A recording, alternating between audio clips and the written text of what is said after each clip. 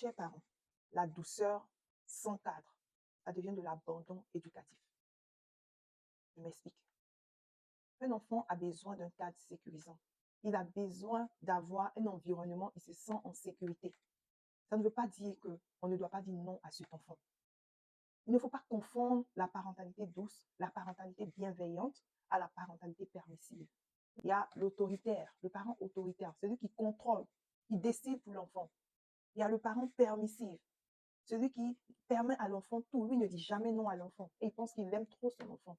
Et il y a celui qui est au milieu, qui trouve le juste milieu, qui est bienveillant, qui dit non, mais dans la douceur, qui explique, qui a des limites, qui a des structures. La maison est structurée.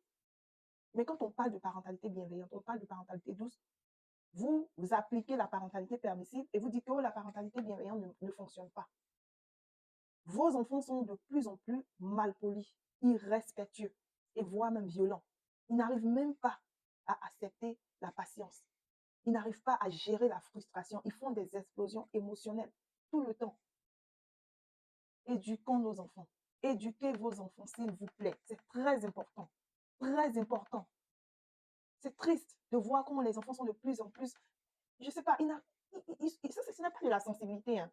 Ce n'est pas de la sensibilité. Les enfants, tu leur dis non, ils explosent. Ils commencent à pleurer. Ils se traînent. Là, tu leur dis de faire quelque chose, de nettoyer. C'est un refus, une attitude. Il ne faut pas éduquer vos enfants. Aïe. Oh.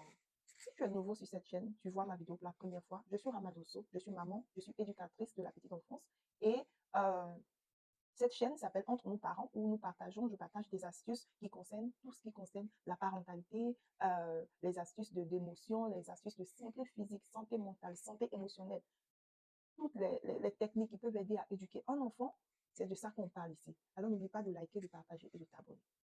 Vous savez, aujourd'hui, j'ai vécu une situation qui m'a attristée et qui m'a fait réfléchir en fait. Je suis fatiguée, vous voyez mes yeux, je suis fatiguée. Mais j'ai voulu faire cette vidéo parce qu'elle est très importante. J'étais à la cafétéria avec les enfants. Et j'étais là-bas avec les enfants de 4 ans. Et j'ai dit aux enfants, si vous avez besoin d'aide, non pas si vous avez besoin d'aide, si vous avez besoin d'aide, levez la main et je viendrai vers vous pour vous aider. C'est-à-dire ouvrir les paquets, faire ceci, ouvrir la boîte de lait, la bouteille de lait, ce genre de trucs. Et pourquoi je fais ça? Quand je demande à un enfant de lever la main qu'il a besoin d'aide, ça veut dire que je lui apprends à demander de l'aide. Je lui apprends à se sentir en sécurité avec moi. Vous comprenez? Je lui apprends à patienter parce que quand il va lever la main, il n'est pas le seul. Il y a au moins 4, 5 enfants qui vont lever la main ensemble. Donc, pendant qu'il lève la main et que je suis en train d'aider un autre enfant parce que je n'ai pas 8 mains et je ne suis pas 2 ou plusieurs, je suis une seule personne et je peux aider une personne à la fois, ça veut dire que les autres enfants sont en train d'attendre. Et c'est une compétence qu'ils vont développer en attendant, la patience. Vous comprenez? Ils vont apprendre à lever la main parce que quand ils vont grandir, ils vont apprendre à attendre leur tour. C'est important.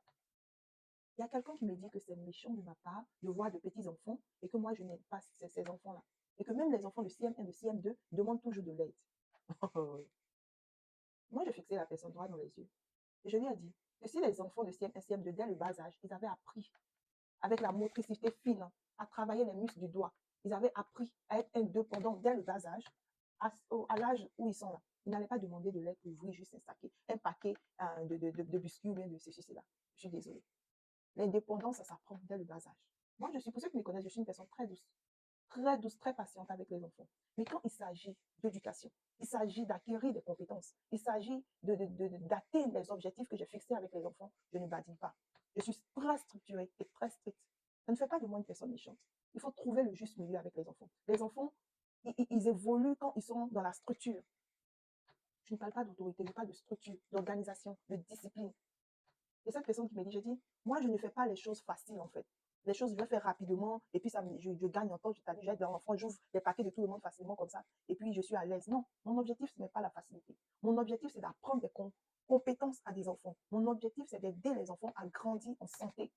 Donc, ce que je vais faire, même si ça prend le temps, même s'il y a un peu de chaos, du moment où ils apprennent, moi, ça me convient. Voilà, quand on ne sait rien du développement des enfants, on se tait. Ou quand on vient faire un travail juste pour avoir de l'argent, on ne dérange pas les autres. Donc, chers parents, apprenez à vos enfants les choses basiques. Apprenez-les à gérer leurs émotions. Apprenez-les le respect. Apprenez-les les bonnes habitudes. On dit s'il te plaît quand on demande. On dit merci quand on a fini de nous aider. C'est la base. C'est pas à l'école que ça s'apprend. C'est à la maison. Et une maison structurée. On fait ci, on fait ça. Et que l'enfant apprenne à gérer sa frustration. C'est pas tout le temps on va dire oui à l'enfant.